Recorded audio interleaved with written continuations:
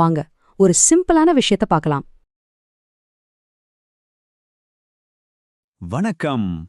எப்பவுமே டயர்டா ஃபீல் பண்றீங்களா? இல்ல அடிக்கடி ஏதாவது உடம்பு சரியில்லாம போகுதா? இது எல்லாத்துக்கும் காரணம் உங்க குடல் ஆரோக்கியம் சரியில்லாம இருக்கலாம். கவலைப்படாதீங்க. வெறும் 7 நாள்ல நம்ம குடலை சரி பண்ணி நோய் எதிர்ப்பு சக்தியை எப்படி சூப்பரா மாத்தலான்னு தான் இந்த பகுதியில பார்க்க போறோம். என்னது நமக்குள்ள ஒரு காடா? ஆமாங்க, நீங்க நம்பித்தான் ஆகணும். உங்க குடலுக்குள்ள கோடிக்கணக்கான உயிரினங்கள் இருக்கிற ஒரு பெரிய சுற்றுச்சூழல் அமைப்பே இருக்கு. அதுதான் உங்க ஆரோக்கியத்தோட ரகசியமே. அத பத்தி தெரிஞ்சுக்க நீங்க தயாரா? வாங்க பார்க்கலாம்.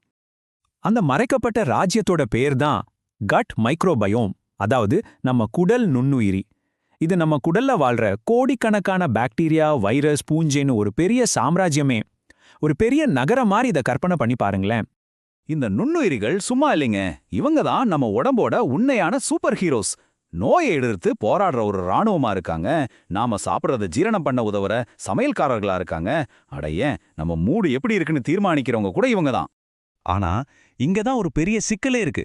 நம்மளோட மாடர்ன் லைஃப் ஸ்டைல், அதாவது பீட்சா, அதிக சர்க்கரை, தேவையில்லாம எடுத்துக்கிற ஆன்டிபயோட்டிக்ஸ், இதெல்லாமே நம்ம உடம்புக்குள்ள இருக்கிற இந்த ராஜ்யத்தை தாக்குது. இதனால தான் அஜீர்ணம், கேஸ் ட்ரபிள், அடிக்கடி உடம்பு சரியில்லாம போறதுன்னு பல பிரச்சனைகள் வருது. சரி, இந்த ராஜ்யம் பாதிக்கப்பட்டா என்ன ஆகும்? நம்ம உடம்போட பாதுகாப்பு கோட்டையே உடைஞ்ச மாதிரி தாங்க. ஆமா, உங்க குடல் தான் உங்க நோய் எதிர்ப்பு சக்தியோட ஹெட் குவார்ட்டர்ஸ். இந்த ரெண்டுக்கும் இருக்கிற தொடர்பு எவ்வளவு முக்கியம்னு இப்ப நம்ம பார்க்கலாம்.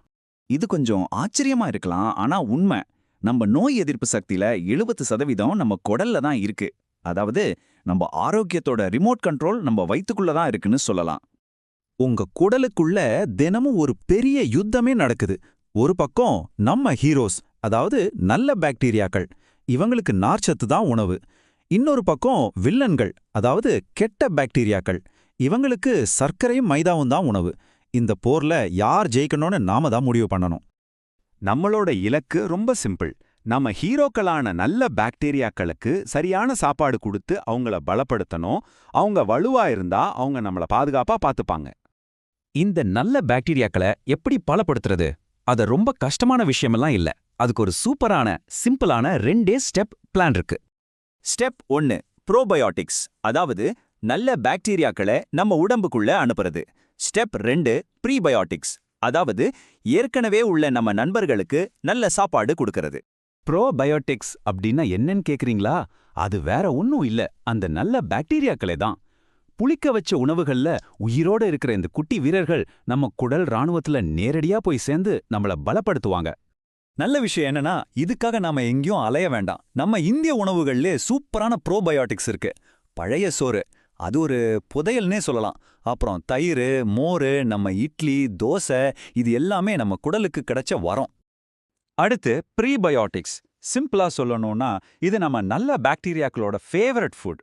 இந்த நார்ச்சத்து தான் நம்ம குட்டி நண்பர்கள் நல்லா வளர்ந்து பெருகி நம்ம குடலை ஆரோக்கியமா பார்த்துக்க உதவுது. இந்த நார்ச்சத்தை ஒரு மேஜிக் துடைப்ப மாதிரி கற்பனை பண்ணிக்கோங்க. இது உங்க குடலை அழகா சுத்தம் செஞ்சு தேவையில்லாத கழிவுகளை வெளியேற்றி மலச்சிக்கல் மாதிரியான பிரச்சனைகளுக்கு முழுசா குட் பை சொல்லிடும். இந்த மேஜிக் நார்ச்சத்து எங்க கிடைக்கும்னு யோசிக்கிறீங்களா?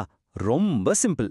வெண்டைக்காய், பீன்ஸ், கொய்யா, தோலோட சாப்பிட்ற ஆப்பிள், அப்புறம் நம்ம ராகி, கம்புன்னு சிறுதானியங்கள், இதுல எல்லாத்துலயுமே நார்ச்சத்து நிறைஞ்சிருக்கு.